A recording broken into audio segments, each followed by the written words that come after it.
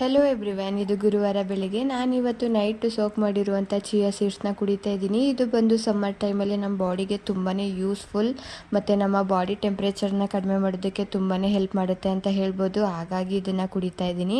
ಮತ್ತು ನೈಟು ಸ್ವಲ್ಪ ನಾನು ಡ್ರೈ ಫ್ರೂಟ್ಸ್ಗಳನ್ನ ನೆನೆಯೋದಕ್ಕೆ ಇಟ್ಟು ಅದನ್ನು ಶೇಕ್ ಥರ ಮಾಡಿಕೊಂಡು ನಾನು ಸಕ್ಕರೆ ಬದಲು ಇಲ್ಲಿ ಸ್ವಲ್ಪ ಕಲ್ಲು ಸಕ್ಕರೆನ ಯೂಸ್ ಮಾಡ್ಕೊತಾ ಇದ್ದೀನಿ. ಸ್ವಲ್ಪ ಬೇಡ ಎಲ್ಲದಕ್ಕೂ ಏನು ನಾವು ಕಾಫಿ ಟೀನು ಡೈಲಿ ಕುಡಿಯೋದ್ರಿಂದ ಯಾವಾಗಲೂ ಶುಗರ್ ಆ್ಯಡ್ ಮಾಡ್ತಾನೆ ಇರ್ತೀನಿ.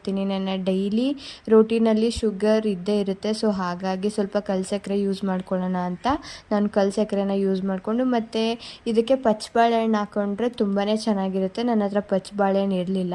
ಸೊ ಹಾಗಾಗಿ ಏಲಕ್ಕಿ ಬಾಳೆಹಣ್ಣೆ ಹಾಕಿ ಒಂದು ಶೇಕ್ ಮಾಡಿಕೊಂಡು ಕುಡಿದೆ. ಇದು ತುಂಬಾ ಯೂಸ್ಫುಲ್ ಅಂತ ಹೇಳ್ಬೋದು. ಸೊ ನಾವು 15 ಡೇಸ್ಗೊಂದ್ಸಲ ಅಥವಾ 30 ಡೇಸ್ಗೊಂದ್ಸಲ ಈ ಥರ ಮಾಡಿಕೊಂಡು ಕುಡಿಯೋದ್ರಿಂದ ನಮ್ಮ ಬಾಡಿಗೆ ತುಂಬಾ ಒಳ್ಳೆಯದು ಅಂತ ಹೇಳ್ಬೋದು. ಸೊ ಇದಾಗಿತ್ತು ನನ್ನ ಮಿನಿ ವ್ಲಾಗ್.